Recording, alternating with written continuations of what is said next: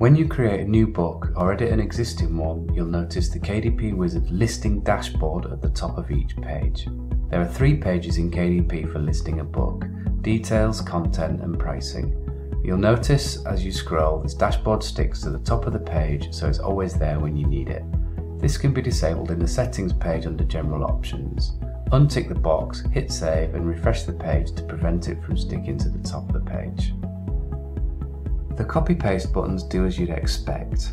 Anything entered or selected on each page is copied to the clipboard for easy pasting to pages of similar books when working with multiple tabs at a time. It uses the Chrome extension's app storage instead of the computer clipboard. That means the data remains stored even if you close the browser. KDP Wizard has 3 banks of storage for each of the KDP Book Create pages, so you can store all the data from all 3 pages in the app storage for later pasting. This storage will be cleared when you overwrite it by copying something else.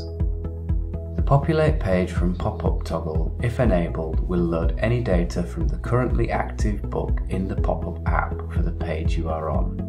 If you want to open the pop-up to look for something else and don't want the data to populate on the page, just disable this toggle until you need it again. Just remember, when opening the pop-up, if you want the active book data to populate the page, this toggle must be enabled. Next to this panel is a preview of your book cover with the book title and author once the data is available. It will start out blank but fill in as you add text to the title, subtitle and author fields.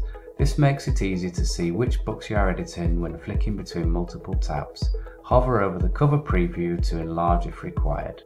At the bottom is the info bar. Keep an eye on this as you hover over buttons and other KDP Wizard components on the page to get more information about them.